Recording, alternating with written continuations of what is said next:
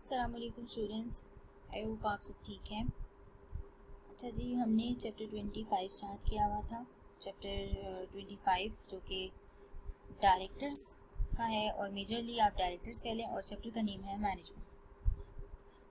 हम थे इस चीज़ पर कि इस पूरे चैप्टर के 3 लर्निंग ऑब्जेक्टिव्स हैं, जिसके हम फर्स्ट लर्निंग ऑब्जेक्टिव पे थे appointment and election of directors, पहला लर्निंग ऑब्जेक्टिव। और इस फर्स्ट लर्निंग ऑब्जेक्टिव्स में 6 हेडिंग्स हैं। उस 6 हेडिंग्स में पहली हेडिंग है डायरेक्टर्स। फिर उस डायरेक्टर्स की जो हेडिंग है उसके अंदर सब हेडिंग्स हैं introduction, fiduciary relationship, CCG, natural person, nominee director, assignment of office, consent. ये 7 सब पार्ट्स आप कह लें कि जी ये चीज़ें हमने डायरेक्टर्स के बारे में सीखी।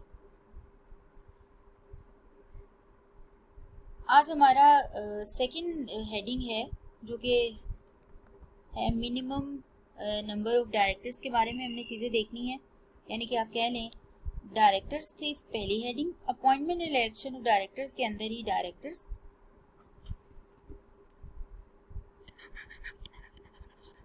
Number and appointment of directors,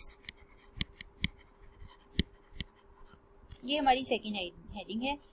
first heading हमने जो डायरेक्टर से रिलेटेड हमने देखा कि इंट्रोडक्शन में फर्दर हमने देखा कि डायरेक्टर्स बेसिकली लीडरशिप और डायरेक्शन प्रोवाइड करते हैं कंपनी को, और इनके दरमियान कंपनी के और डायरेक्टर्स के बीच में एक फिड्यूशरी रिलेशनशिप होता है, एक ट्रस्ट का रिलेशन होता है। मेंबर्स डायरेक्टर्स पे ट्रस्ट करके उन्हें उस सीट पे बिठाते हैं कि जी ये कोई भी फ्रॉड नहीं करेंगे, तो हमारे पैसे का गलत इस्तेमाल नहीं करेंगे, हमारे पैसे को अच्छे पर्पस के लिए, कंपनी के मफाद के लिए और मेंबर्स के इंटरेस्ट के लिए ही यूज़ करेंगे। तो हमने ये भी कहा कि ये as an agent of company काम कर रहे होते हैं डायरेक्टर्स, क्योंकि ये कोई भी काम करेंगे कंपनी के बिहाफ पे तो ये कंपनी को लायबल कर देंगे, इसलिए इन्हें एजेंट कहा गया। फिर हमने कहा कि कोड ऑफ कॉर्पोरेट गवर्नेंस है, सीसीजी जिसे कहते हैं, एक फ्रेमवर्क है थोड़े रेगुलेशंस का। कमीशन ये भी कह सकता है कि आप सीसीजी की कंप्लायंस कीजिए। ये एक और ये कहा किससे जाएगा, डायरेक्टर से, कि वो इंश्योर करें कि उनकी कंपनी सीसीजी कंप्लायंट है। नेचुरल पर्सन में देखा कि जैसे एक कंपनी दूसरी कंपनी की मेंबर हो सकती है, लेकिन एक कंपनी दूसरी कंपनी की डायरेक्टर नहीं हो सकती, क्योंकि कंपनी को इटसेल्फ डायरेक्टर चला रहे हैं। तो जब एक कंपनी दूसरी कंपनी की डायरेक्टर बन जाएगी तो अभी फिर उस कंपनी को चलाने के लिए, फिर एक डायरेक्टर को चलाने के लिए फिर एक नेचुरल पर्सन की जरूरत होगी। तो इसीलिए लॉ ने मना ही कर दिया कि डायरेक्टर नेचुरल पर्सन ही होगा। मेंबर हाँ एक कंपनी हो सकती है दूसरी कंपनी की। फिर हमने कहा कि वो डायरेक्टर पूरी कंपनी का डायरेक्टर होगा, वो वेरिएबल रिप्रेजेंटेटिव नहीं होगा किसी पोर्शन का, कंपनी के किसी ऑपरेशन का, किसी डिपार्टमेंट का। अगर वो डायरेक्टर है तो वो फुली डायरेक्टर है। फिर देखा नॉमिनी डायरेक्टर्स क्या होते हैं, उसमें देखा कि अपॉइंटेड डायरेक्टर्स क्या होते हैं, इलेक्टेड डायरेक्टर्स क्या होते हैं और नॉमिनी डायरेक्टर्स क्या। हमने जब मीटिंग वाला चैप्टर पढ़ा था तो हमने देखा था कि अगर एक कंपनी दूसरी कंपनी की मेंबर है, या एक प्रोविंशियल गवर्नमेंट या एक फेडरल गवर्नमेंट दूसरी कंपनी की मेंबर है, तो इस केस में वो अपने बिहाफ पे मेंबर्स जो है वो चूँकि मेंबर्स हैं खुद किसी ऑफिशियल को सिलेक्ट करते हैं, अपॉइंट करते हैं, और एज अ मेंबर के पास जो राइट्स होते हैं मीटिंग में उसको बिठा देते हैं। फिर कहा कि जी चूँकि वो मेंबर्स हैं कंपनी के, तो मेंबर्स के पास ये पावर होती है कि वो डायरेक्टर्स अपॉइंट कर सकते हैं, क्योंकि आपको पता है कि जो डायरेक्टर्स का इलेक्शन होता है वो एजीएम में ही होता है। तो मेंबर्स के पास ये पावर आती है, अगर उनके पास वोटिंग सिक्योरिटीज, वोटिंग राइट्स ज़्यादा हों, तो वो अपने उस कंपनी में जहाँ पे वो मेंबर हैं वो कुछ डायरेक्टर्स भी सिलेक्ट कर सकते हैं, डायरेक्टर्स भी अपॉइंट कर सकते हैं। तो एक मेंबर होने की वजह से जो उन्हें वोटिंग राइट्स मिलते हैं, जो पावर मिलती है ज़्यादा वोटिंग राइट्स होने की बेस पे, उसकी बेस पे अगर वो किसी कंपनी में डायरेक्टर सेलेक्ट कर देते हैं, अपॉइंट कर देते हैं, हमने कहा जी वो नॉमिनेटेड डायरेक्टर होते हैं, क्योंकि उन्हें उस कंपनी ने नॉमिनेट किया होता है या उस फेडरल गवर्नमेंट या प्रोविंशियल गवर्नमेंट ने नॉमिनेट किया होता है। उस डायरेक्टर का अपना ऐसा कोई इंटरेस्ट नहीं होता, वो इंटरेस्ट, वो सारा कुछ, वो सारी उस फेडरल गवर्नमेंट या उस मेंबर कंपनी का होता है जो कि जिसने इस कंपनी में शेयर होल्डिंग या शेयर्स खरीदे होते हैं। अपॉइंटेड डायरेक्टर्स हमने कहा कि जी यह कैसे, इसकी एग्जांपल ये है कि जब इलेक्शन हो रहा हो, जो तो प्रोसीजर बताया लॉ ने, उस प्रोसीजर के मुताबिक जो डायरेक्टर सेलेक्ट हो वो इलेक्शन ऑफ डायरेक्टर्स हो जाएगा। लेकिन अगर कोई इलेक्शन हुआ ही नहीं, इलेक्शन के बगैर ही डायरेक्टर्स रखे गए, वो नॉमिनेटेड भी नहीं है, तो इट्स मीन कि वो अपॉइंटेड डायरेक्टर्स हैं, सिंपल। ओके, फिर हमने देखा कि जो डायरेक्टर्स क्रेडिटर सेलेक्ट करते हैं वो मिनिमम डायरेक्टर्स का पार्ट नहीं होंगे। जो लॉ ने मिनिमम डायरेक्टर्स की कॉम्पोजिशन बताई कि अदर प्राइवेट कंपनी में 2 मेंबर डायरेक्टर्स होने चाहिए कम से कम, पब्लिक अनलिस्टेड कंपनी में कम से कम 3 डायरेक्टर्स होने चाहिए, लिस्टेड कंपनी के केस में 7 डायरेक्टर्स। अब ये जो सीधी सीधी चीज़ें, ये एमसीक्यूज बन सकते हैं, आपसे पूछे जा सकते हैं, इवन नॉलेज बेस्ड क्वेश्चन भी बन सकता है, इवन इस पे सिचुएशन भी बनाई जा सकती है। तो पूरा आपका कह ले कि जी पेपर ही इस तरह का है कि एमसीक्यूज भी बन सकते हैं, इसलिए ध्यान से चीज़ों को याद रखना है, याद करना है। अच्छा, अब देखिए लिस्टेड कंपनी में 7 डायरेक्टर्स हैं, तो कहा कि जी जो लॉ की रिक्वायरमेंट है कि कम से कम 7 डायरेक्टर्स होने चाहिए। तो जो तो क्रेडिटर्स ने डायरेक्टर सेलेक्ट किए हैं वो इस कंपोजिशन का पार्ट नहीं है। अगर आपने कोई ऐसे डायरेक्टर रख भी लिए हैं तो जब आपने डायरेक्टर्स काउंट करने हैं इस वैकेंसी को पूरे करने के लिए, तो वो डायरेक्टर्स जो क्रेडिटर ने सेलेक्ट किए हैं वो उसका पार्ट नहीं बनेंगे। लेकिन जो कहा फेडरल गवर्नमेंट या प्रोविंशियल गवर्नमेंट ने कोई डायरेक्टर सेलेक्ट किए हुए हैं, अपॉइंट किए हैं, नॉमिनेट किए हैं, तो हाँ वो इस मिनिमम रिक्वायरमेंट का पार्ट बन जाएंगे। जैसे कि हमने एग्जांपल ली थी कि कल 7 में से 3 डायरेक्टर्स फेडरल गवर्नमेंट ने नॉमिनेट किए और 4 जो हैं वो क्रेडिटर्स ने, ऐसे ही था या डिफरेंट थी। तो हमने इसमें से लिया थी 3 डायरेक्टर्स फेडरल गवर्नमेंट ने किए और 4 डायरेक्टर्स अदर हैं, तो ये रिक्वायरमेंट पूरी हो जाती है, टोटल 7 डायरेक्टर्स कंप्लीट।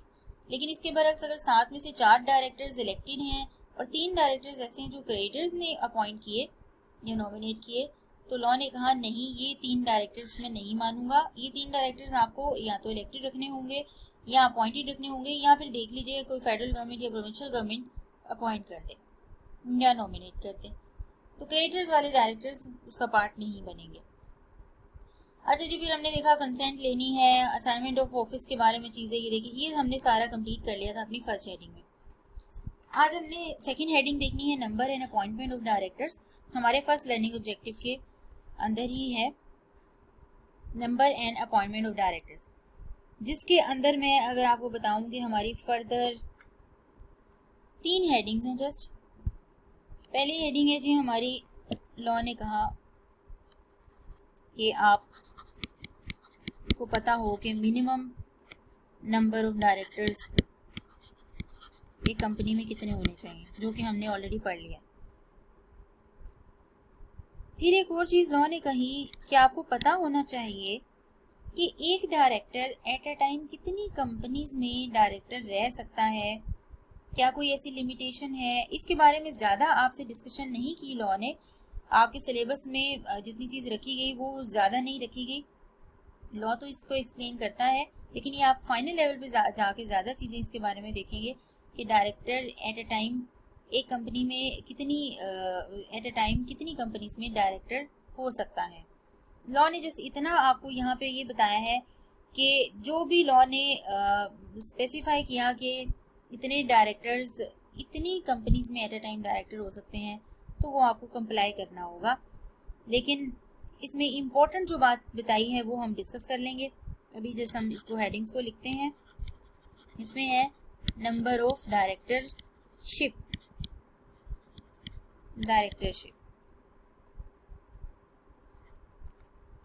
ऊपर आपको पता होना चाहिए मिनिमम नंबर ऑफ डायरेक्टर्स कितने हैं, वो हमने देख लिया। पब्लिक अनलिस्टेड कंपनी में 3, लिस्टेड कंपनी में 7 और सिंगल मेंबर कंपनी में 1 और अदर प्राइवेट कंपनी में कम से कम 2 डायरेक्टर्स। इसमें टोटल 3 हेडिंग्स हैं आपकी। तीसरी है जी फर्स्ट डायरेक्टर्स के बारे में आप सीखेंगे, पता चलेगा आपको कि फर्स्ट डायरेक्टर्स कौन होते हैं, कौन अपॉइंट करता है, ये सारी चीजें देखेंगे। थर्ड आपकी हेडिंग है जी इलेक्शन ऑफ डायरेक्टर्स। ये एक ही मेन हेडिंग है, इलेक्शन ऑफ डायरेक्टर्स। इसमें कोई फर्दर हेडिंग्स नहीं है, जस्ट इलेक्शन का प्रोसीजर है।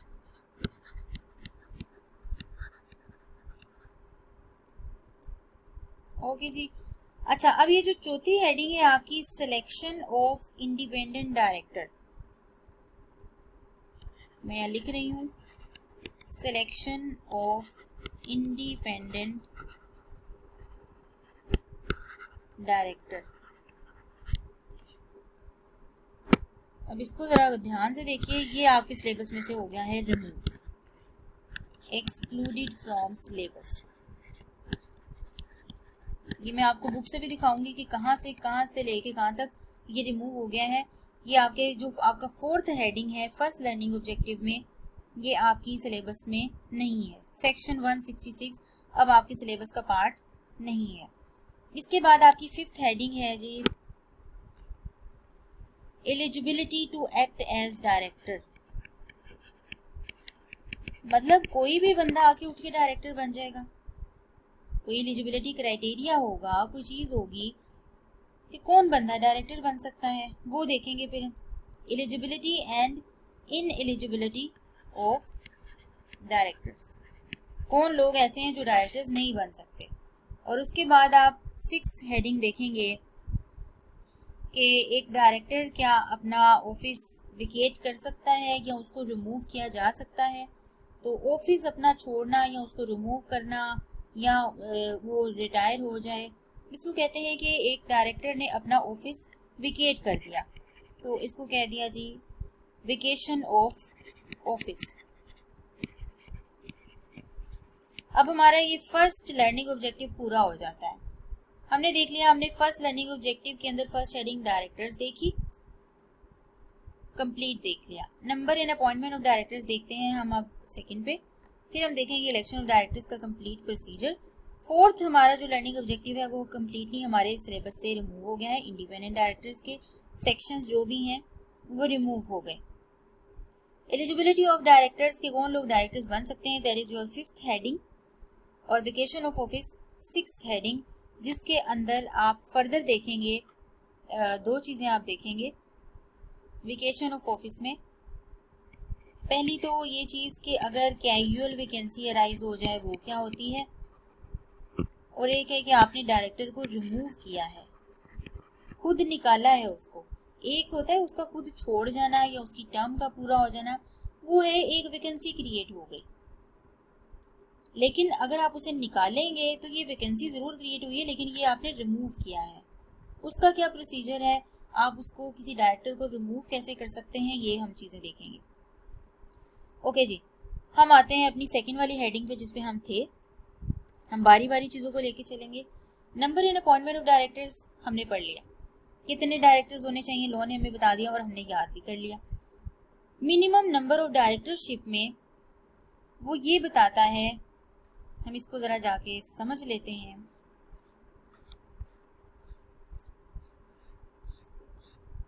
अच्छा, ये हम रखते हैं मेन हेडिंग आपकी यहाँ पे और हम इसे यहाँ पे समझते हैं।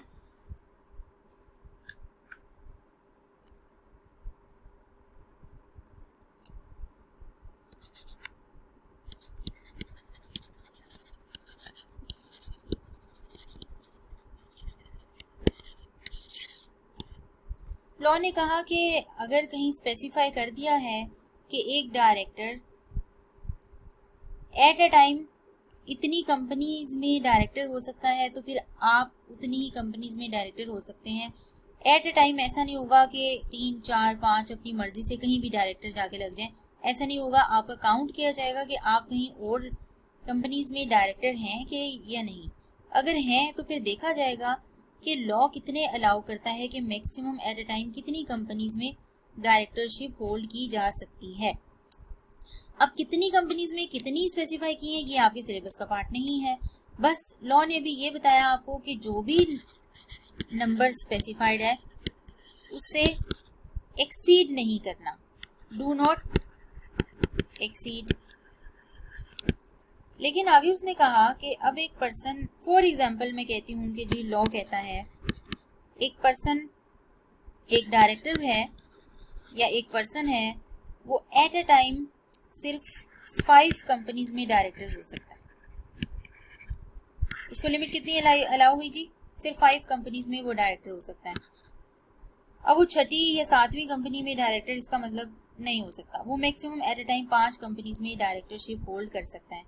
यहाँ पे उसने एक बात की कि ये 5 कंपनीज में देखा हमने, ये 5 कंपनी ए, बी, सी, डी और ई, ये 5 कंपनीज हैं। अब इस 5 कंपनीज में आगे हमने देखा कि बी की एक सब्सिडरी कंपनी है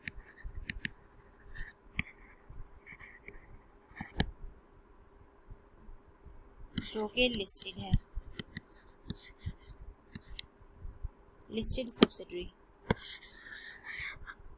ये बंदा यहाँ पे भी डायरेक्टर है।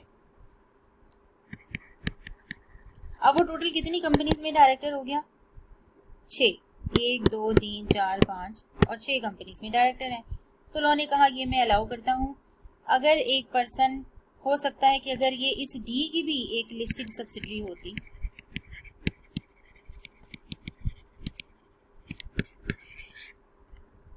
तो इट्स ओके। कहने का मतलब ये कि अगर वो किसी लिस्टेड, इसी कंपनी की लिस्टेड सब्सिडरी में वो डायरेक्टर है तो वो इस लिमिट का पार्ट नहीं होगी बस। तो उसने कहा जी ये limit shall not include the directorship in a listed subsidiary. Okay जी, ये इतना, ये आपके सिलेबस में बस इतना से ये इतनी सी बात आपने याद रखनी है। आगे चलते हैं। अब आइए फर्स्ट डायरेक्टर्स पे। हमारी सेकेंड हेडिंग में मिनिमम नंबर देख रहे हैं, नंबर ऑफ डायरेक्टर्स और फर्स्ट डायरेक्टर्स। फर्स्ट डायरेक्टर से पहले अगर आपको याद हो कि डायरेक्टर्स कहाँ पे सिलेक्ट हो रहे होते हैं, कहाँ पे डायरेक्टर्स का इलेक्शन होता है, किस मीटिंग में होता है, अगर हम इसे रिकॉल करें, क्या स्टैट्यूटरी मीटिंग में होता है, क्या ईओजीएम में होता है, क्या एजीएम में होता है, कहाँ पे होता है? तो हमने, आपको याद होगा कि एजीएम में कुछ काम हो रहे होते हैं। एजीएम में 4 काम हो रहे होते हैं, जिसमें से एक काम होता है इलेक्शन ऑफ डायरेक्टर्स। अब ये जो डायरेक्टर्स हैं, ये जब अपॉइंटमेंट होगी, इनकी अपॉइंटमेंट के इन्होंने अपने 14 दिन के अंदर अंदर, आपको पता है कि कंसेंट फाइल करनी होती है रजिस्ट्रार को। 14 दिन नहीं है जी, ये 15 डेज है। 15 डेज के अंदर अंदर कंसेंट तो फाइल करनी होती है। लेकिन यहाँ पे एक चीज़ है कि अगर कंपनी बनी है, बिल्कुल न्यू है, ठीक है, कंपनी बनी, कंपनी आज बनी है, उसकी मीटिंग तो जाके होगी वो विदिन 16 मंथ्स ऑफ इनकॉर्पोरेशन। आपको याद हो फर्स्ट एजीएम जो है, तब तक कोई पर्सन होगा ही नहीं जो मतलब कंपनी को चलाएगा। डायरेक्टर्स तो एजीएम में सिलेक्ट होंगे, तो फिर डायरेक्टर्स किस तरह से सिलेक्ट किए जाएंगे? एजीएम तो वो 16 महीने बाद जाके होगी, तब तक कंपनी को चलाएगा कौन? तो लॉ ने कहा कि नहीं जी, आप फर्स्ट डायरेक्टर्स अपॉइंट कर सकते हैं और वो विदाउट एजीएम कर सकते हैं। आप फर्स्ट डायरेक्टर्स किसी भी मीटिंग में, स्टैट्यूटरी मीटिंग में कर लें, किसी भी और मीटिंग में ही कर लें। एजीएम में तो वो 4 काम होंगे तो वो एजीएम कहलाएगी। आप कोई भी और मीटिंग बुला के जब किसी भी पर्सन को एज अ डायरेक्टर सेलेक्ट कर दें, जो भी आपके मेंबर हैं उसमें सेलेक्ट कर दें, और हम कहेंगे कि वो आपके जो होंगे वो फर्स्ट डायरेक्टर्स कहलाएंगे। तो क्या कहलाएंगे जी? First directors. अब यहाँ पे जी फर्स्ट डायरेक्टर्स अपॉइंट कौन करे? अथॉरिटी आगे जी, कौन अपॉइंट करे? तो कहा जी ये जो फर्स्ट डायरेक्टर्स हैं, अब कंपनी चूंकि इनकॉर्पोरेशन की स्टेज पे है, तो आपको याद होगा कि मेमोरेंडम कौन बना रहा है, आर्टिकल्स कौन बना रहा है। तो मेमोरेंडम्स को साइन करने वाले लोग कौन होते हैं? सब्सक्राइबर।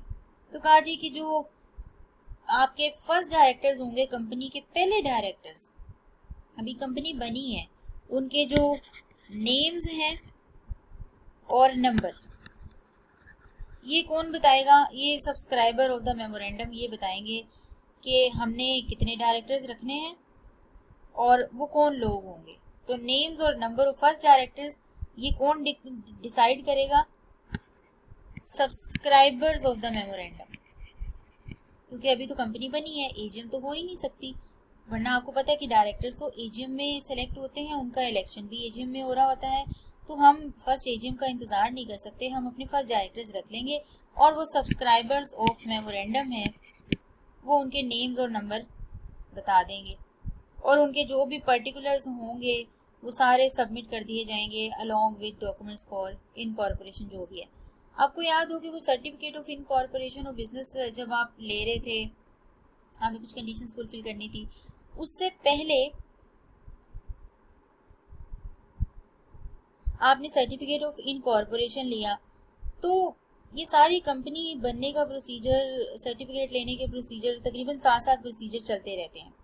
उसके साथ ही आप क्या करते हैं, जैसे ही आपको वो मिल गई incorporation certificate, certificate commencement of business, उसके बाद आपने की थी स्टैट्यूटरी मीटिंग, आपको याद हो तो उसका दिन फिर रखे, स्टैट्यूटरी मीटिंग आपने इतने दिनों में करनी है, स्टैट्यूटरी एजीएम इतने दिनों में करनी है।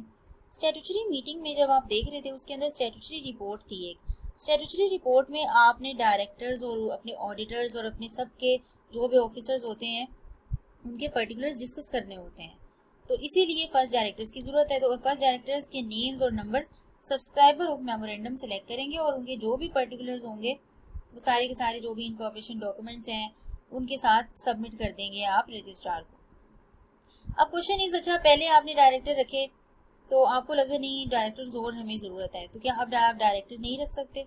कहा जी आप कोई भी जनरल मीटिंग बुलाएं बाद में, ठीक है, जनरल मीटिंग स्टैट्यूटरी मीटिंग कर रहे हैं तो आप एडिशनल डायरेक्टर रखना चाहते हैं तो रख लें, कोई मसला ही नहीं है।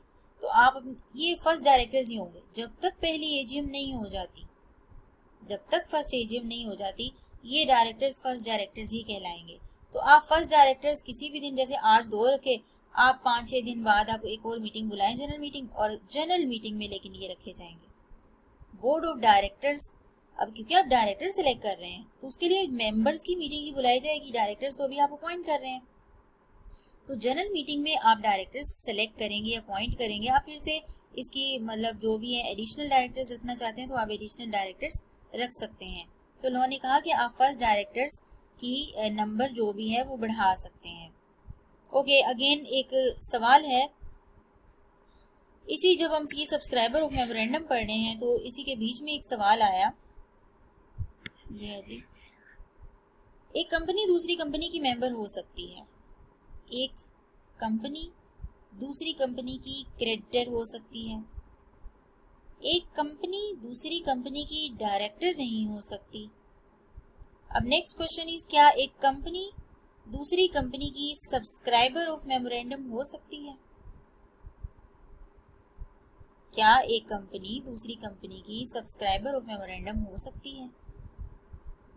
बिल्कुल हो सकती है। जब एक कंपनी दूसरी कंपनी की मेंबर हो सकती है तो सब्सक्राइबर ऑफ मेमोरेंडम भी हो सकती है। सब्सक्राइबर ऑफ मेमोरेंडम यानी कि मेमोरेंडम को साइन करने वाले। अब जाहिर सी बात है वहां पे उसके साइन की बजाय उसकी कंपनी की स्टैंप आ जाएगी और उस कंपनी को जो साइन करने वाले डायरेक्टर्स के साइन आ जाएंगे, इसी तरह ही होगा। तो एक कंपनी दूसरी कंपनी की सब्सक्राइबर ऑफ मेमोरेंडम हो सकती है लेकिन एक कंपनी दूसरी कंपनी की डायरेक्टर नहीं हो सकती। ओके, अब नेक्स्ट क्वेश्चन इज के पहली डायरेक्टर जो है उसकी हमने अपॉइंटमेंट देख ली, नेम और नंबर कौन डिसाइड करेगा? Subscriber of memorandum. अब आ जाए उनकी रिमूवल या फिर टेन्योर कह लें इसको, कब तक कितना अरसा तक रहेंगे? लॉ ने कहा जी जैसी फर्स्ट एजीएम आएगी,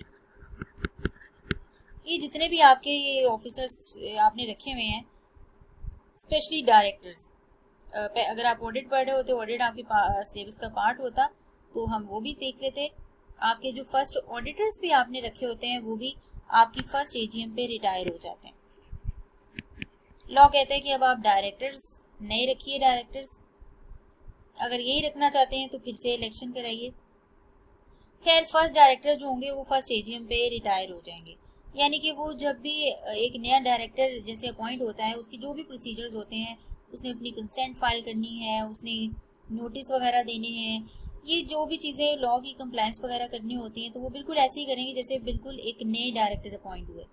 इसीलिए वो डायरेक्टर फर्स्ट एजीएम पे रिटायर हो जाएंगे। नए डायरेक्टर्स अब आपको रखने हैं, और उसके लिए आपको पता है कि वो सब्सिक्वेंट डायरेक्टर्स के लिए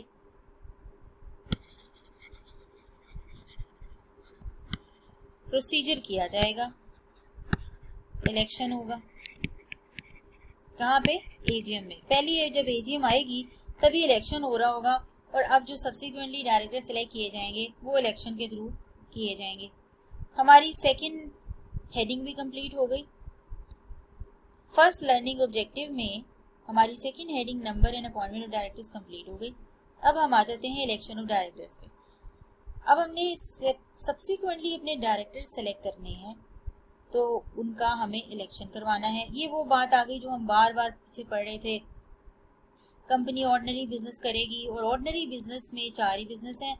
वो है जी approval of dividend, consideration of financial statements, audited financial statements, और एक था appointment of directors, appointment of auditors, and दूसरा था जी चौथा इलेक्शन ऑफ डायरेक्टर्स। अब ये इलेक्शन ऑफ डायरेक्टर्स होने लगा है एजीएम में। उसका प्रोसीजर क्या होगा, उसका तरीका क्या होगा कि क्या सिंपल लोग बैठे होंगे, मेंबर्स बैठे होंगे मीटिंग में और वोट कास्ट करेंगे और डायरेक्टर सेलेक्ट हो जाएगा। तो डायरेक्टर का थोड़ा सा प्रोसीजर डिफरेंट है इसके इलेक्शन का, वो भी हम अब ज़रा डिटेल में देखते हैं।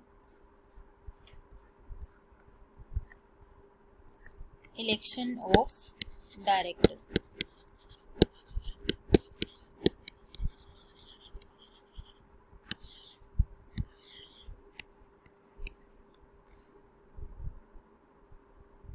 अच्छा, अब ये जो प्रोसीजर आप पढ़ेंगे ये सारा हम स्टेप वाइज चलेंगे, इसके स्टेप्स होंगे।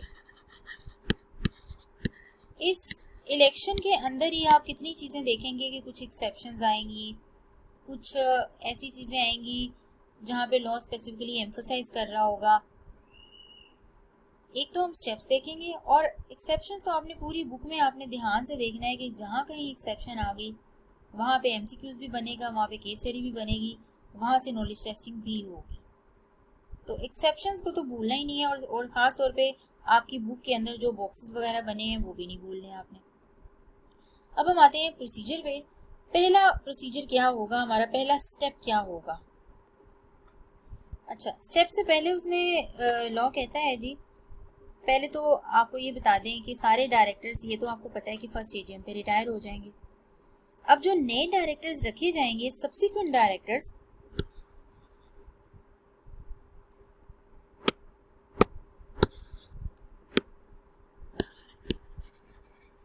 ये आपके subsequent directors will remain till next 3 years, यानी कि इनकी टर्म होगी। एक डायरेक्टर अगर इलेक्ट हुआ या अपॉइंट हुआ, उनकी टर्म क्या होगी? इलेक्टेड डायरेक्टर की खास तौर पे जो टर्म होगी वो 3 साल होगी, यानी कि हर साल इलेक्शन नहीं हो रहा होगा।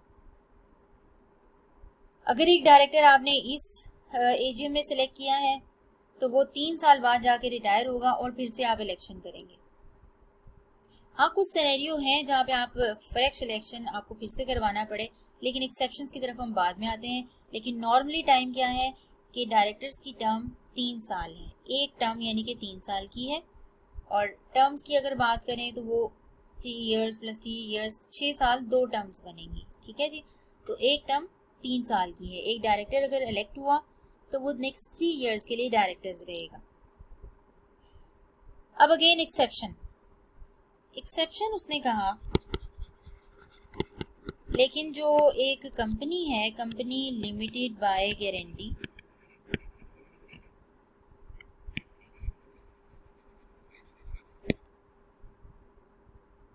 ये अपने आर्टिकल्स में लिख दे कि नहीं, हम डायरेक्टर्स जो हैं 3 साल से कम पे भी रखेंगे। हो सकता है कि हम डायरेक्टर्स 1 साल तक रखें, उनकी टर्म 1 साल ही होगी, एक टर्म 1 साल की होगी बजाय के 3 साल की। तो लॉ ने इजाज़त दे दी कि ठीक है, लिमिटेड बाय गारंटी अपने आर्टिकल्स में लिख ले तो ओके, वो अपना पीरियड जो है वो रिड्यूस भी कर सकती है। पीरियड कैन बी रिड्यूस्ड, लेकिन ये सिर्फ और सिर्फ लिमिटेड बाय गारंटी के लिए है। कंपनी लिमिटेड बाय गारंटी बस, अब इसमें हैविंग शेयर कैपिटल भी हो सकती है, नॉट हैविंग शेयर कैपिटल भी हो सकती है, लॉ ने स्पेसिफाई नहीं किया। तो कंपनी लिमिटेड बाय गारंटी, ये दोनों जो भी limited by guarantee, having share capital, not having share capital, अपने आर्टिकल्स में लिख के 3 साल से कम पे भी डायरेक्टर्स को रख सकते हैं। ओके, ये थी इम्पोर्टेंट इसमें बात, एक्सेप्शन, इसलिए हमने इसको पहले देख लिया। अब आ जाइए प्रोसीजर पे। प्रोसीजर का सबसे पहला स्टेप क्या है? थोड़ा सोचिए, इलेक्शन करवाने लगे हैं, एजीएम में इलेक्शन होगा और लोग कहाँ से सिलेक्ट किए जाएंगे डायरेक्ट एज अ पर्सन, कौन लोग उसे सिलेक्ट करेंगे? अब आपको पता है जहाँ कभी भी इलेक्शन हो रहा होता है तो एग्जिस्टिंग जो मेंबर्स होते हैं, जो एग्जिस्टिंग बंदे होते हैं, वही मिलके डिसाइड करते हैं इतने बंदे रखो, इनका इलेक्शन करा लो। मतलब बीच के लोगों में से कुछ इलेक्शन करके मजीद बंदे अपॉइंट कर दिए जाते हैं। ठीक है जी, वो मेंबर्स हमने शुरू दिन से कहा कि मेंबर्स अपने बिहाफ पे कुछ बंदे रखने लगे हैं डायरेक्टर्स, जो कि उनके बिहाफ पे डिसीजंस लेंगे, उनके बिहाफ पे कंपनी को चलाएंगे। तो लॉ ने कहा कि जो एग्जिस्टिंग डायरेक्टर्स हैं ना, मेंबर्स तो ठीक है, ओके फाइन, मेंबर्स की तो अप्रूवल होगी, डायरेक्टर्स का जब इलेक्शन हो रहा होगा वो तो ठीक है, लेकिन पहले तो ये देखिए कि जो एग्जिस्टिंग डायरेक्टर्स हैं उनकी भी तो कोई वर्थ है। जो एग्जिस्टिंग डायरेक्टर्स हैं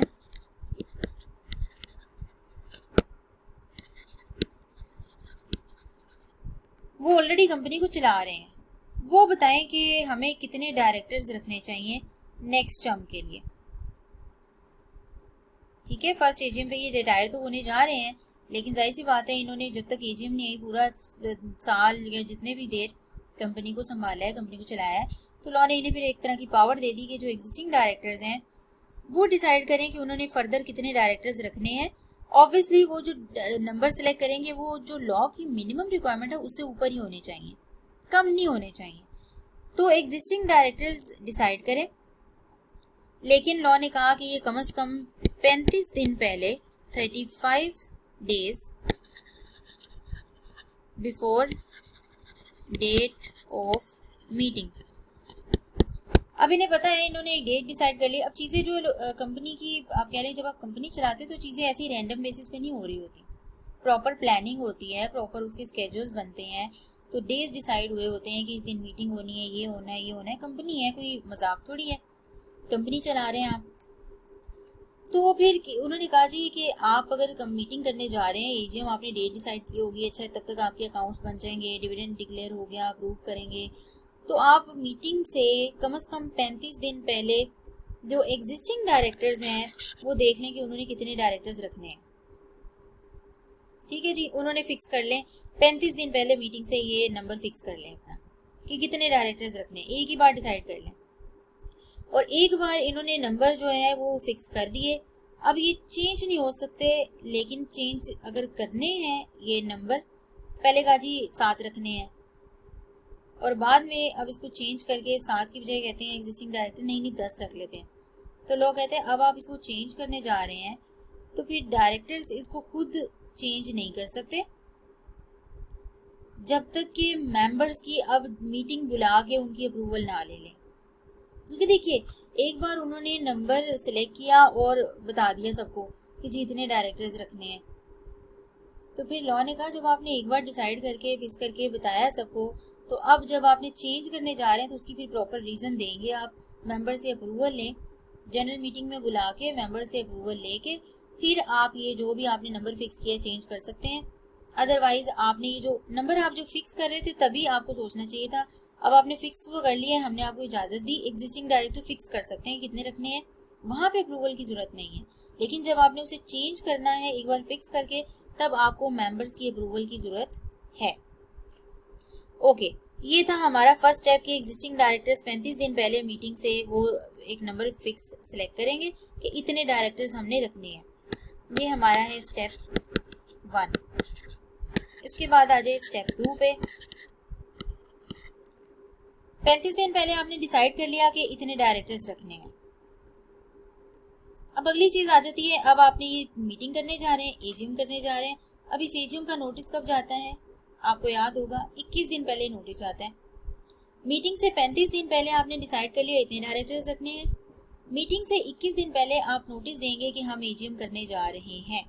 उस एजीएम के अंदर, उस एजीएम का जब आप नोटिस दे रहे होंगे, आपको याद होगा अगर आपने कोई स्पेशल बिजनेस करना है, स्पेशल रेजोल्यूशन पास करनी है, उसकी आप एक स्टेटमेंट ऑफ मटेरियल फैक्ट्स बना के भेजते हैं।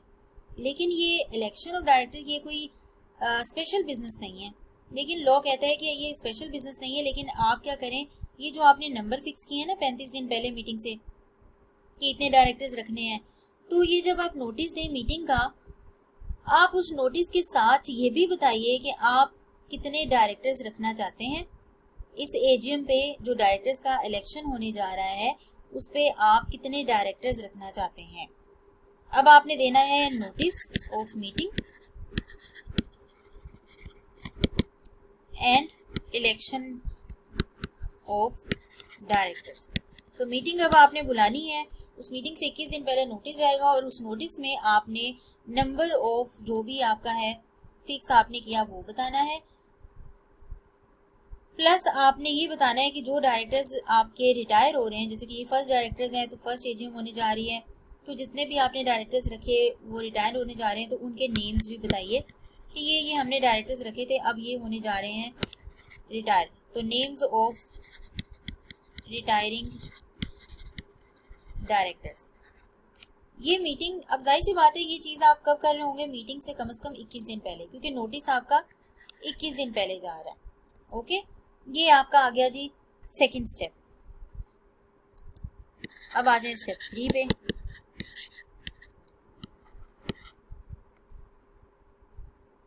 स्टेप 3 पे अभी नोटिस ही गया है, अब जाहिर सी बात है 21 दिन जो रखे हुए हैं मीटिंग से पहले, ये इसके कुछ पर्पस है। आप जब लोगों को बता रहे हैं कि जी इतने नंबर अब हम डायरेक्टर मजीद रखने जा रहे हैं और ये वाले हमारे हो गए हैं डायरेक्टर रिटायर, मेंबर्स को बताने का मकसद ये है कि अगर कोई मेंबर इंटरेस्टेड है कि वो डायरेक्टर बनना चाहता है तो वो उसके लिए जाहिर सी बात है अप्लाई करेगा कि नहीं मैं डायरेक्टर बनना चाहता हूँ।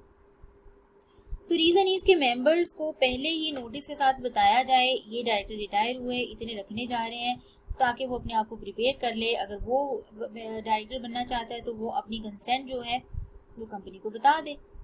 फिर लॉ ने कहा कि अच्छा ठीक है, इंटरेस्टेड डायरेक्टर जो भी हैं वो अपनी कंसेंट बताएंगे।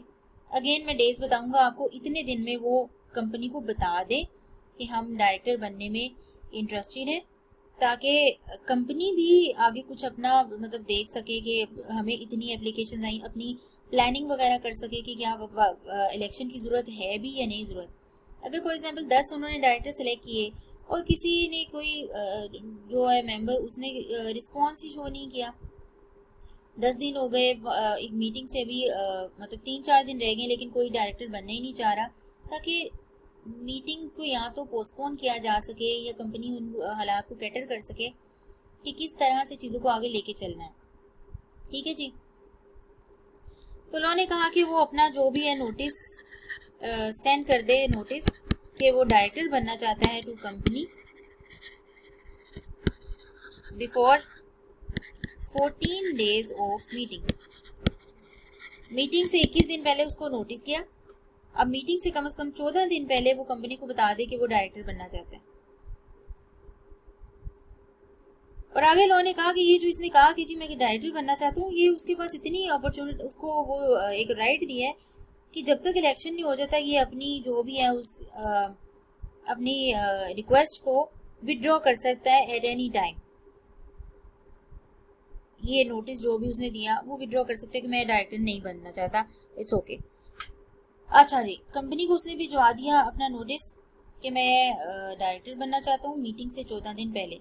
अब कंपनी क्या करेगी, उसी नोटिस को पकड़ेगी और अब वो 14 दिन पहले उसने भिजवाया है, अब कंपनी के पास अभी भी टाइम है, मीटिंग से 14 दिन पड़े हुए हैं, तो वो ये सारे नोटिस भिजवा देगी। किसको भिजवा देगी? मेंबर्स को, बिल्कुल उसी तरह जिस तरह कंपनी ने नोटिस दिया था मीटिंग का। जैसे नोटिस दिया था मेंबर्स को कि जी मीटिंग होने वाली है, आ जाना फटाफट 21 दिन पहले, सेम इसी तरह मीटिंग से पहले वो कंपनी ये सारे के सारे नोटिस भिजवा देगी उसी में उन सारे मेंबर्स को कि जी ये देखिए ये मेंबर्स हैं जो इंटरेस्टेड हैं डायरेक्टर बनने में, आप भी अगर डायरेक्टर बनना चाहते हैं तो आप भी अप्लाई कर दीजिए। लेकिन ऑब्वियसली मीटिंग से कम 14 दिन पहले उन्हें ये नोटिस भेजना होगा। फिर ये कंपनी नोटिस भेज देगी सारे मेंबर्स को, सेम उसी तरह जिस तरह उन्होंने मीटिंग का नोटिस दिया था। और एक लिस्टेड कंपनी के केस में आपको पता है कि नोटिस के साथ कुछ एडिशनल चीज़ क्या होती है नोटिस में, वो ये कि एक लिस्टेड कंपनी ने अपना नोटिस न्यूज़पेपर में भी पब्लिश करना होता है, और वो न्यूज़पेपर एटलीस्ट एक इंग्लिश और एक उर्दू डेली न्यूज़पेपर होता है जिसकी नेशन वाइड सर्कुलेशन होती है, पूरे कंट्री में उसकी सर्कुलेशन होती है। ठीक है जी, ये हमारा थर्ड स्टेप था कि मेंबर 14 दिन पहले मीटिंग से अपना नोटिस भिजवाएंगे और कंपनी ये नोटिस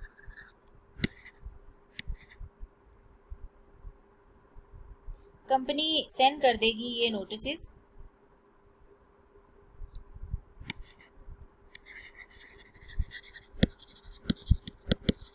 टू ऑल मेंबर्स। अच्छा, मैं इसको थोड़ा स्लो करा रही हूँ क्योंकि ये स्टेप्स इंपॉर्टेंट हैं और आपको तकरीबन इसकी लॉजिक समझ आ जाए, याद हो जाए चीज़ें आप, ताकि ड्यूरिंग द लेक्चर ही याद कर लें। स्टेप 4 पे आते हैं।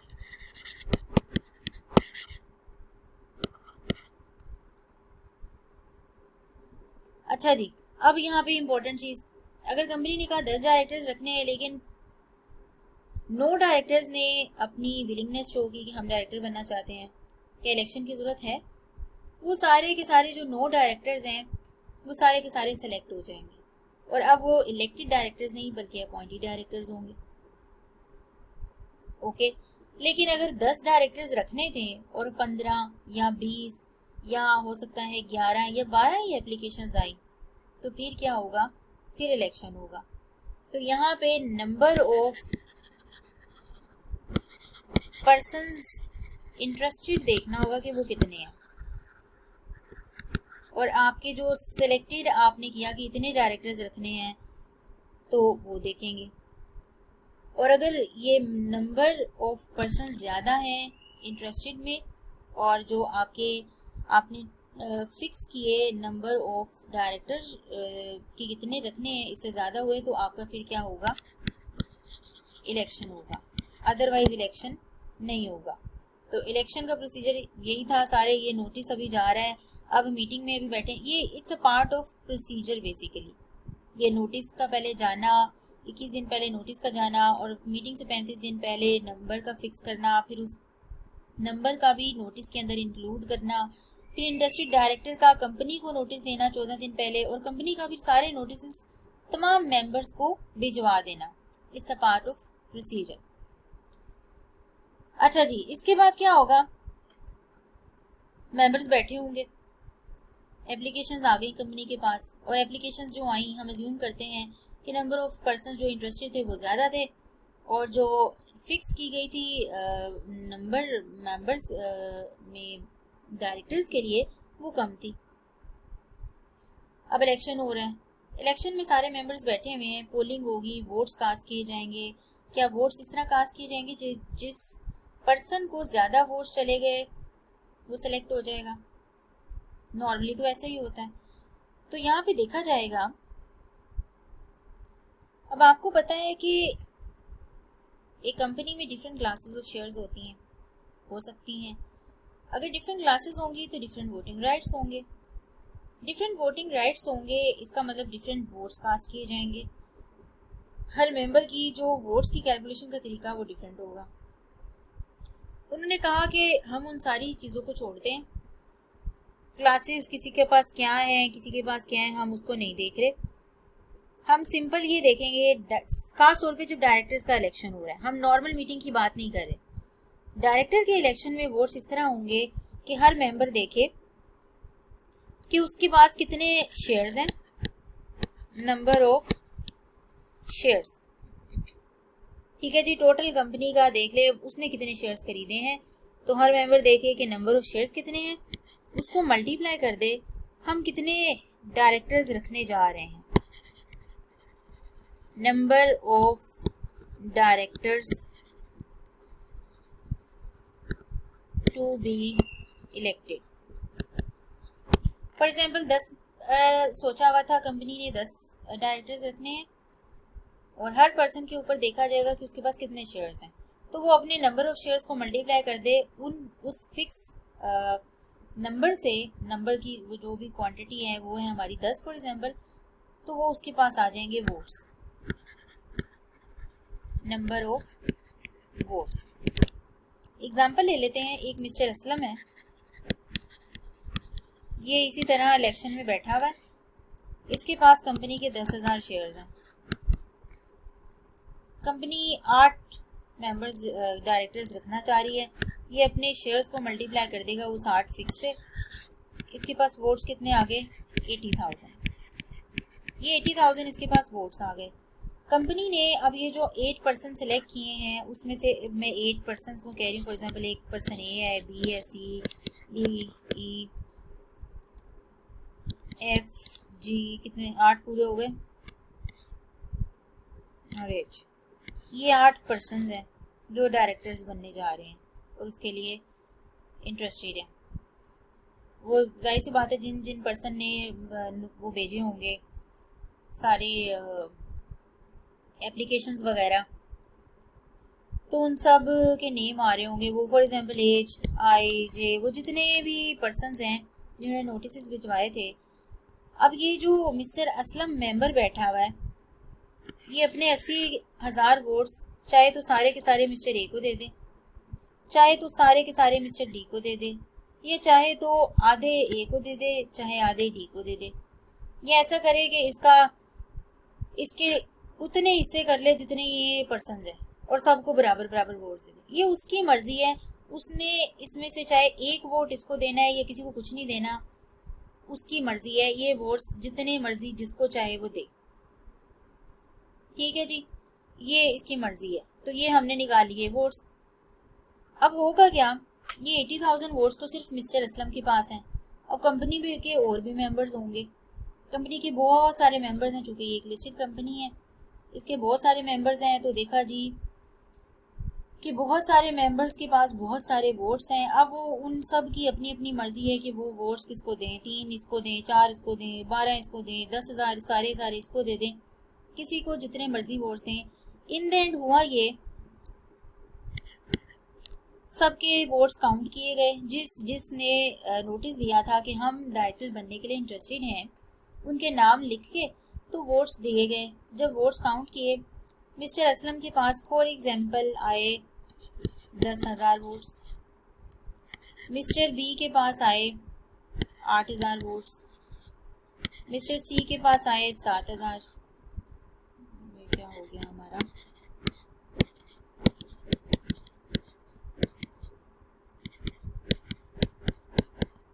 मिस्टर डी के पास 6,500 वोट्स, मिस्टर ई के पास 6,000, मिस्टर एफ के पास 5,900 वोट्स, जी के पास 2,000 वोट्स और एच के पास 1,000 वोट्स।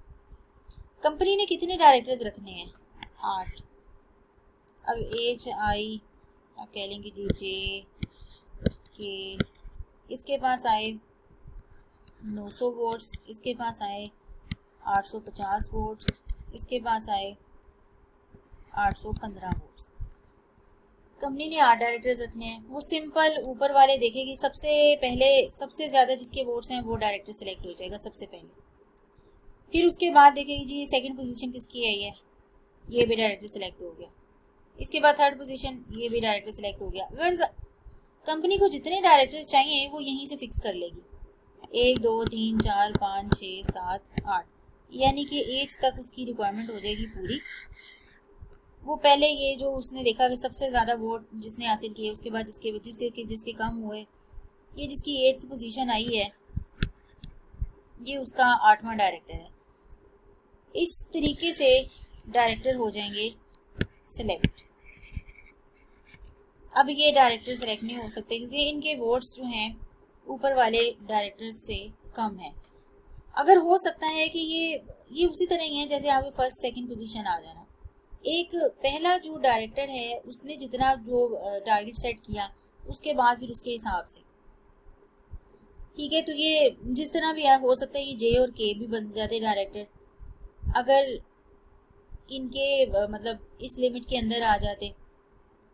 तो ये क्वांटिटी पे फिक्स नहीं करता, बल्कि ये उस पर डिपेंड करेगा कि किसके पास ज़्यादा वोट्स हैं, और जब तक कंपनी की रिक्वायरमेंट नहीं पूरी हो जाती वो वोट्स देखेगी और इस तरह सॉरी काउंट कर लेगी और डायरेक्टर्स हो जाएंगे सिलेक्ट। अब यहाँ पे सवाल ये है, जो सबसे पहले डायरेक्टर सिलेक्ट हुआ जिसके सबसे ज़्यादा वोट्स हैं, क्या वो डायरेक्टर दूसरे डायरेक्टर से सुपीरियर है? तो आपको पता है जितने भी सीएस बनते हैं उनके मार्क्स नहीं बताए जाते, सारे के सारे चार्टर्ड अकाउंटेंट्स बराबर होते हैं, चाहे वो ज़्यादा नंबरों से पास हो कम से पास तो पास होता है। इसी तरह डायरेक्टर्स ने चाहे कम वोट लिए चाहे ज़्यादा लिए, लेकिन वो कंपनी का डायरेक्टर है, उसके वोट्स ज़्यादा लेने से या कम लेने से कोई फ़र्क नहीं पड़ेगा कि वो डायरेक्टर अब सुपीरियर है या उसकी सैलरी कम है या वट। अगर उसकी वो डायरेक्टर की डेजिग्नेशन है तो वो एक डायरेक्टर है। ये वोट्स वाला काम जो था ये जस्ट उस इलेक्शन तक था, आगे उसकी एबिलिटी, उसकी कैपेबिलिटी, उसकी जो स्किल्स हैं वो मैटर करती हैं। ये प्रोसीजर जो भी था ये जस्ट फॉर इलेक्शन पर्पस के लिए था, कि सिलेक्शन के लिए, उसकी अब एबिलिटी को मेजर करने के लिए बिल्कुल भी नहीं है। ठीक है जी, ये सारे जो जैसे चार्टर्ड अकाउंटेंट बराबर होते हैं इसी तरह सारे डायरेक्टर बराबर होंगे। ये नहीं कह सकता मेरे तुमसे ज़्यादा वोट्स आए थे, नो वरीज। हो सकता है कि फेवरेटिज्म की बेस पे, या हो सकता है कि मिस्टर ए जो है डायरेक्टर वो इतना जो है वो केपेबल ना हो, मिस्टर जी ज़्यादा केपेबल हो, तो इट डजेंट डिपेंड अपॉन, ये सिर्फ और सिर्फ वोट्स का जो प्रोसीजर है ये हमने सिर्फ इसलिए किया ताकि हम अपने डायरेक्टर्स का इलेक्शन कर सकें। अच्छा जी, फिर यहाँ पे सवाल आया कि जी जो तो कंपनी है, कंपनी हैविंग शेयर कैपिटल उसकी तो समझ आती है, जाहिर सी बात है नंबर ऑफ शेयर से मल्टीप्लाई करेंगे और नंबर ऑफ जो भी आपने डायरेक्टर्स जो भी इलेक्टेड फिक्स हैं उससे मल्टीप्लाई करके हर मेंबर के पास उसके वोट्स आ जाएंगे। अब जो तो कंपनी हैविंग शेयर कैपिटल है उसका मसला हल। जो company not having share capital है उसमें क्या करेंगे? तो उन्होंने कह दिया उसमें मुझे नहीं पता क्या करेंगे आप, वो कंपनी की अपनी मर्जी है। आर्टिकल्स में देखिए आप जैसे मर्जी अपना प्रोसीजर करवाना चाहते हैं, जितने जैसे मर्जी कह लें कि जी पहले ही फिक्स करना चाहते हैं या डायरेक्टर फिक्स करना चाहते हैं, व्हाटएवर आपका जो भी तरीका कार है आप वो अडॉप्ट कर सकते हैं, लेकिन अगेन आपके आर्टिकल्स में लिखा हो, आपने अपने आर्टिकल्स में उस चीज़ को एक्सप्लेन किया हो, बताया हो, तो बस company not having share capital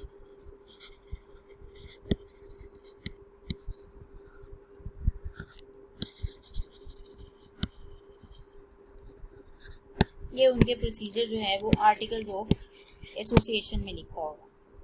अब आ जाते हैं हम इसको जरा बुक से देख लेते हैं।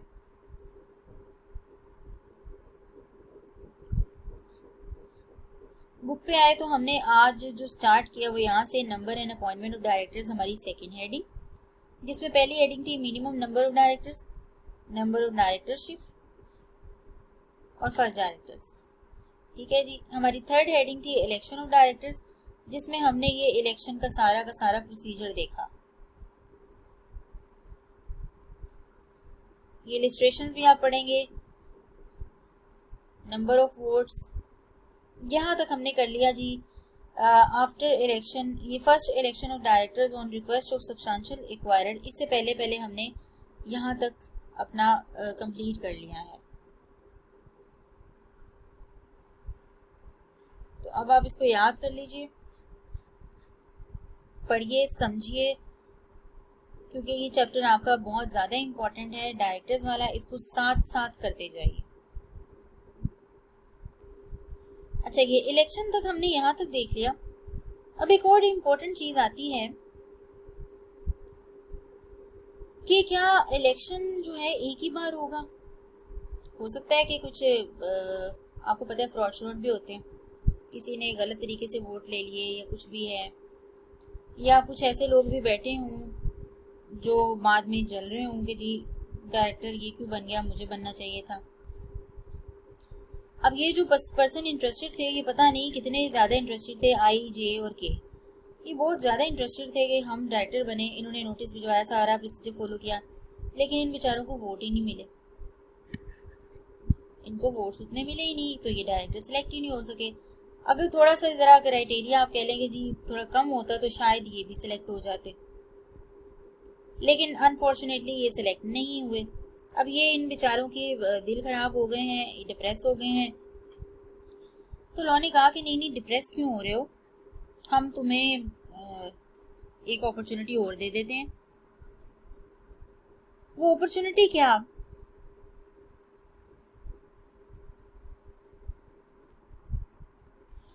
लॉ कहता है कि देखो, यहाँ पे तुम्हें शायद वोट्स इसलिए भी कम मिले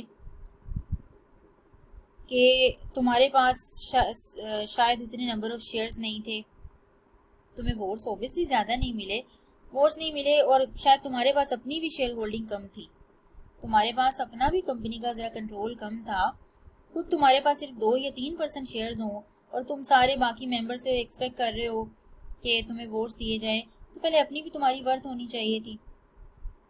तो हो सकता है कि ये IGA के पास कंपनी के इतने ज़्यादा शेयर्स ना हों, कह लें कि जी इतने % शेयर होल्डिंग ही ना हो, जो कि एक डायरेक्टर सेलेक्ट करने होने के लिए काफ़ी होती है। तो उन्होंने कहा कि देखो, जैसे ही तुम्हारे पास वो एक शेयर होल्डिंग जो है एक डायरेक्टर बनने के लिए ज़रूरी है वो आ जाती है, तो तुम कंपनी को रिक्वेस्ट कर दो कि दोबारा इलेक्शन करवाएं और तुम्हें भी रखें। अब वो जो कहते हैं कि जी डायरेक्टर बनने के लिए एक शेयर होल्डिंग चाहिए, एक फिक्स, या कह लें कि जी काफ़ी होती, अगर उतनी शेयर होल्डिंग आपके पास होती तो उसको कह देते हैं रिक्विजिट शेयर होल्डिंग।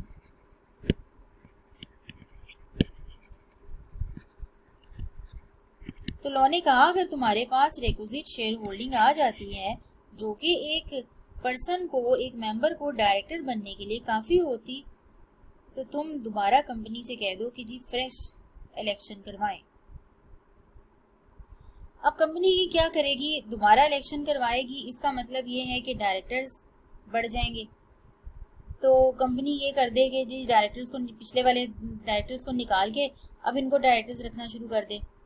तो लॉ ने इस चीज़ से स्पेसिफिकली मना कर दिया कि देखिए आप ज़रूर फ्रेश इलेक्शन करवाने जा रहे हैं, लेकिन जो नंबर ऑफ डायरेक्टर्स ऑलरेडी आपने फिक्स किए हैं उससे कम नहीं हो सकते, आप उससे ज़्यादा करना चाहते हैं तो ज़्यादा कर सकते हैं।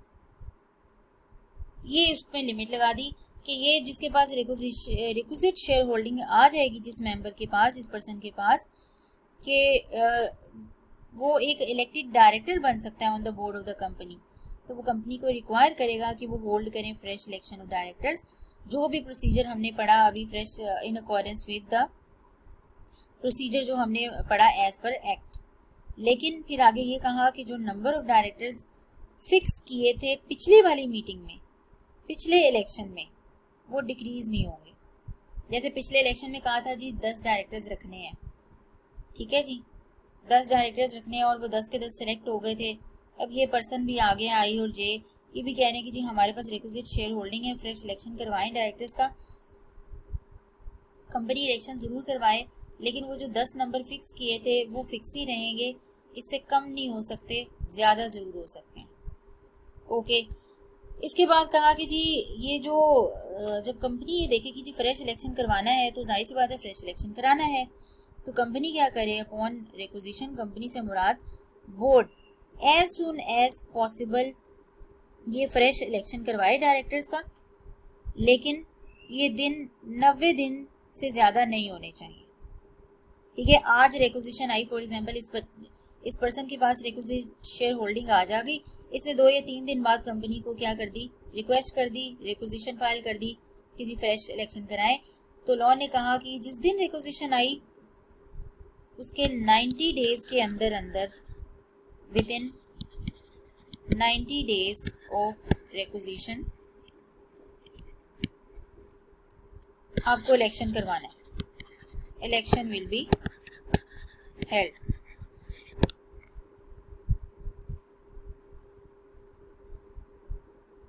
अच्छा, फिर एक चीज़ है, ओके फ्रेश इलेक्शन आपने करवाना है, जब एक लिस्टेड कंपनी है तो उसमें फिर कमीशन भी कोई अपनी कंडीशंस स्पेसिफाई कर सकता है।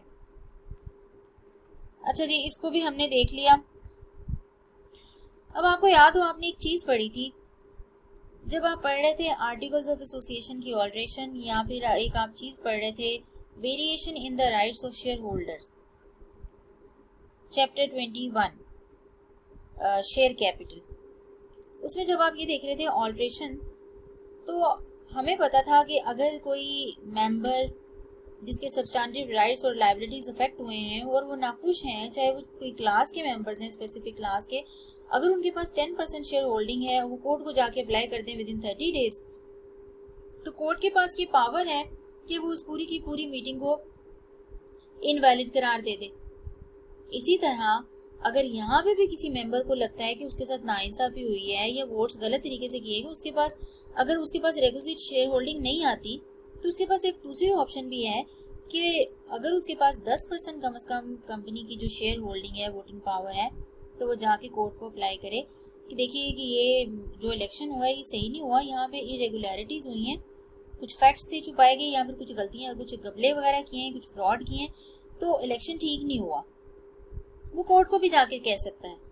तो कोर्ट फिर अगेन, कोर्ट के पास पावर है, वो वही चीज़ें वेरीफाई करेगी कि जी क्या सही एक्शंस लिए गए थे, कोई मटेरियल इरेगुलरिटी तो नहीं हुई, और जो भी मैटर था वो सही हर मेंबर की फेवर में था, सब मेंबर्स को सही फुली राइट दिया गया था अपने इलेक्शन मतलब में पार्टिसिपेट करने का। ये जस्ट अपने ही लोग एग्जिस्टिंग डायरेक्टर्स ने सेलेक्ट करके और बिठा दिए, कोई इलेक्शन सही तरह से हुआ ही नहीं। तो यहाँ से वो जब चीज़ों को आइडेंटिफाई करेगी कोर्ट, तो उसको उस इलेक्शन को इनवैलिड करार दे सकती है और कह सकती है कि जी इलेक्शन दोबारा करवाएं। लेकिन अगेन आपको फिर ये रिक्विजिशन जो है वो with in 30 days of election, जब इलेक्शन हो रहा होगा, इलेक्शन हुआ होगा, आप उसके 30 दिन के अंदर अंदर ये अपील कोर्ट को जाके फाइल करनी है। अच्छा, अब यहाँ पे एक इम्पॉर्टेंट चीज है, सपोज इस पर्सन जिसके पास 10% शेयर होल्डिंग थी, इसने जाके कोर्ट को अपील की और कोर्ट ने देखा कि वाकई मटेरियल इरेगुलरिटीज हुई हैं।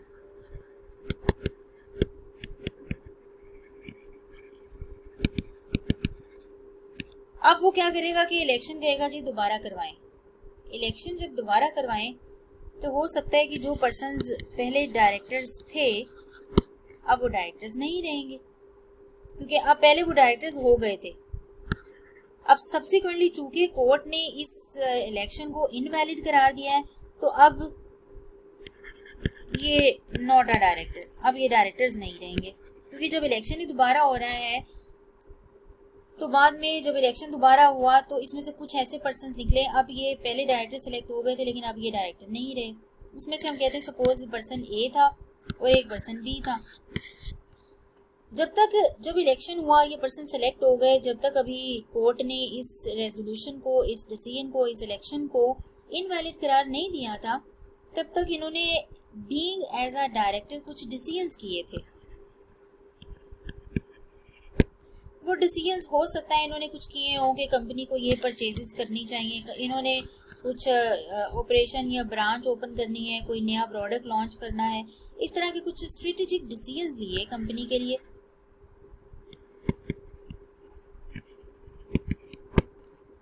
या किसी से लोन लिया, बैंक से लोन ले लिया, किसी से लायबिलिटीज इनकर की। तो अब क्वेश्चन आता है कि जब ये डायरेक्टर अब डायरेक्टर नहीं रहे तो इन्होंने ये जो काम किए हैं, तो क्या अब ये काम आप थर्ड पार्टी को जाके बैंक को ये कहेंगे कि ये तो डायरेक्टर ने लोन लिया था, नो डाउट ये कंपनी ने लोन लिया था, कंपनी के नाम पे लिया गया था, लेकिन ये इस डायरेक्टर ने लिया था, अब ये पर्सन डायरेक्टर नहीं रहा तो हमें लोन माफ कर दें, क्या ऐसा कहेंगे? तो लॉ ने कहा कि देखिए जब उस पर्सन ने बीइंग एज अ डायरेक्टर एक डायरेक्टर वाले डिसीजन लिए, एक डायरेक्टर वाले उसने काम किए, अपनी अथॉरिटीज, अपनी पावर को यूज करते हुए अपनी एक ड्यूटी फुलफिल की या कोई भी और डिसीजन लिया, तो वो डिसीजन या वो जो भी एक्शंस होंगे वो लॉ की नज़र में वैलिड हैं। वो पर्सन अब डायरेक्टर नहीं रहा, वो पर्सन अब अपना ऑफिस होल्ड नहीं कर सकता, लेकिन उसके ये जो एक्शंस हैं वो वैलिड हैं। कंपनी को अब अपनी लायबिलिटीज पूरी करनी पड़ेंगी। उसने, कंपनी ने जो परचेजेस की, जो डायरेक्टर्स ने कॉन्ट्रैक्ट वगैरह किए कंपनी के बिहाफ पे, वो कंपनी पे बाइंड हैं, अब वो बाइंडिंग होंगे। तो आने वाले डायरेक्टर्स भी उस एक्शन को टेक बैक नहीं कर सकते कि ये तो पिछले डायरेक्टर ने लिए थे, क्योंकि अब एक थर्ड पार्टी इन्वॉल्व हो गई है, अब आपको ये परचेजेस करनी ही करनी है। अब किसी डायरेक्टर ने ये डिसीजन लिया था कि हम ये फॉर एग्जांपल 1 लाख तक के जो भी है 1 लाख क्वांटिटी के इश्यूज प्रिपेयर करते थे, मैन्युफैक्चर करते थे, तो ये हम सप्लाई करेंगे एक कंपनी को। ये एक डिसीजन लिया था, कॉन्ट्रैक्ट किया था। तो अब नया आने वाला डायरेक्टर ये बिल्कुल नहीं कहेगा कि हम ये 1 लाख शूज बिल्कुल प्रोवाइड नहीं करेंगे, ये कॉन्ट्रैक्ट इनवैलिड है। नहीं, ऐसा नहीं होगा। जितने भी कॉन्ट्रैक्ट किए गए ये कॉन्ट्रैक्ट्स वैलिड हैं और अब जो आने वाले डायरेक्टर्स हैं उस कॉन्ट्रैक्ट को फुलफिल करेंगे। उनके एक्शंस जो हैं वो कंपनी पे और आने वाले डायरेक्टर्स पे बाइंडिंग है। अब अगेन आ जाइए बुक पे कि हमने कितना पढ़ लिया और हम इसको कंपेयर कर लेते हैं। हम शुरू से आते हैं बिल्कुल चैप्टर की स्टार्ट पे। चैप्टर में 3 लर्निंग ऑब्जेक्टिव हैं।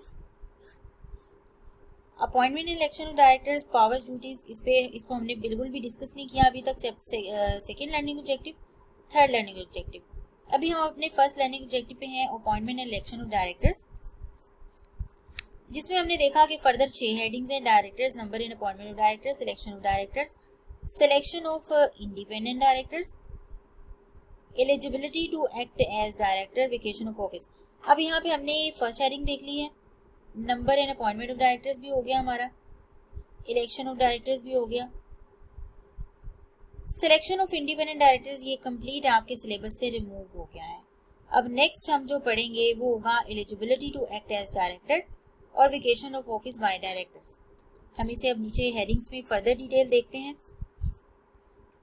आज हमने यहाँ से बेसिकली स्टार्ट किया minimum and number and appointment of directors से, जिसमें हमने इलेक्शन ऑफ डायरेक्टर्स पढ़ा। और अब हमने ये भी देख लिया fresh election of directors on request of substantial acquirer. Substantial acquirer उसको कहा गया है जिसके पास रिक्विजिट शेयर होल्डिंग आ जाती है, तो वो रिक्वेस्ट करेगा किसी कंपनी को कि फ्रेश इलेक्शन होल्ड करे। ये वो है। Declaring election of directors invalid, election को इनवैलिड भी कंपनी कोर्ट करार दे सकती है। उसके बारे में ये जो चीजें हैं वो हमने यहाँ देखी। 1.4 सिलेक्शन ऑफ इंडिपेंडेंट डायरेक्टर्स, ये इंडिपेंडेंट डायरेक्टर्स का कंप्लीट आपका जो है ये सारा का सारा एक्सक्लूड हो गया है, इंक्लूडिंग ये आपका note, maintenance of data bank of independent directors. तो 1.4 कंप्लीट डिलीटेड। तो आपका अब नेक्स्ट हमारा जो शुरू होता है eligibility to act as director से पहले सारा आपके सिलेबस से रिमूव 1.4। नेक्स्ट हम इंशाल्लाह स्टार्ट करेंगे eligibility to act as a director के कौन कौन से पर्सन्स हैं जो डायरेक्टर बनने के काबिल हैं और कौन से पर्सन्स हैं जो कि डायरेक्टर बनने के काबिल नहीं है, जो कंपनी के डायरेक्टर बनने के काबिल नहीं है। वो हम इन सारी चीज़ों को डिस्कस करेंगे और हम इंशाल्लाह अपना फर्स्ट लर्निंग ऑब्जेक्टिव कंप्लीट कर लेंगे अपने नेक्स्ट लेक्चर में। ओके जी, अल्लाह हाफिज़।